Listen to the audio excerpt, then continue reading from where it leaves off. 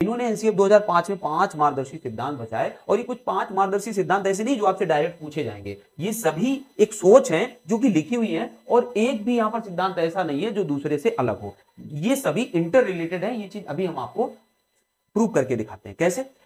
पहला जो इनका है, ज्ञान को स्कूल के बाहरी जीवन से जोड़ा जाए। देखिए, ये कहना चाहते हैं कि सिर्फ बच्चे को आपने पाठ्य पुस्तकें दे दी, और आपने विद्यालय की व्यवस्था कर दी, टीचर की व्यवस्था कर दी, और आप सोचते हैं कि जो भी बुक्स में लिखा है वो एज इट इज बच्चे को कराया जाए तो बच्चा बहुत अच्छा यूं कहें नागरिक बनेगा, या यूं कहें बहुत क्रिएटिव बन के बाहर आएगा। ऐसा नहीं है। इन्होंने कहा है ज्ञान जो उसको दीजिए वो उसके बाहरी जीवन से जोड़िए। बाहरी जीवन से मतलब होता है बच्चे का एक एनवायरनमेंट होता है। अगर हम उसको कुछ सिखाना चाहते हैं तो उस सिखाई जाने वाली चीज को अगर हम उसके एनवायरनमेंट से जोड़ के बताते हैं तो सबसे सरल हो जाता है उसके लिए सीखना। पहली बात। अब एक बात आप भी जानते होंगे कि कुछ भी अगर सिखाया जा रहा है, किसी को भी कुछ भी सिखाया जा रहा है, तो वो आ कहां से रहा है? वो हमारे वातावरण से ही आ रहा है। सिखाई जाने वाली प्रत्येक चीज वातावरण में ही उपस्थित है। तो अगर हम जो सिखाना चाहते हैं उसको वातावरण से जोड़ देंगे तो सीखना कितना आसान हो जाएगा, या आपको बताने की जरूरत है नहीं, इतना तो आप सभी बहुत अच्छे से जानते होंगे। दूसरा क्या? पढ़ाई को रटंत प्रणाली से मुक्त किया जाए। देखिए, जब आप सिर्फ बुकिश नॉलेज उसको नहीं दोगे, किताबी कीड़ा नहीं बनाओगे, आप बाहरी जीवन से जोड़ोगे, एक्टिविटीज करवाओगे, सब कुछ करवाओगे,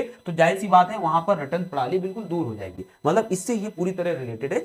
जब किताबों से हटके बाहर जीवन से जुड़ रहे हो तो रटन प्रणाली का वहां कोई मतलब नहीं है। मतलब आप एज इट इज बुक्स में जो लिखा है उसको तैयार नहीं करेंगे, आप अपना वहां पर संज्ञान लगाएंगे और एक ऐसे वे में सोचेंगे ताकि कुछ क्रिएटिव थॉट्स बाहर आए। आगे देखिए, थर्ड है परीक्षा प्रणालियों को लचीला बनाना तथा कक्षागत गतिविधियों से जोड़ना। देखिए, परीक्षा प्रणालियों को लचीले बनाने से मतलब होता है, एक होती है मानक परीक्षाएं। मानक परीक्षाएं क्या होती हैं? जब जो सिलेबस है उस सिलेबस के हमने सभी चैप्टर से क्वेश्चंस लिए और एक अच्छा खासा पेपर तैयार कर दिया, एक मानक पेपर तैयार कर दिया, मैथ्स का, लैंग्वेज का, हर चीज का। ठीक है, अब बच्चों को हमने दे दिया कि हाँ ये करिए। लेकिन आप सभी जानते हैं कि कतई जरूरी नहीं है कि कोई बच्चा मैथ्स या लैंग्वेज या इवन साइंस में भी बहुत अच्छा स्कोर कर जाए। हो सकता है इन किसी में भी वो अच्छा स्कोर ना करे, लेकिन ये कतई जरूरी नहीं है कि वो बच्चा किसी भी फील्ड में कुछ कर नहीं सकता है या देश के लिए उसका योगदान नहीं हो सकता है। उसको जब हम गतिविधियों से जोड़ेंगे, गतिविधियों से मतलब है कितने बच्चे होते हैं जो पढ़ाई में कमजोर होते हैं लेकिन स्पोर्ट में बहुत ही अच्छे दर्जे के होते हैं, संगीत में बहुत अच्छे दर्जे के होते हैं, और जाके वो देश का नाम रोशन कर रहे हैं और करते हैं। ठीक है, बाकी वही सब आपस में रिलेटेड है।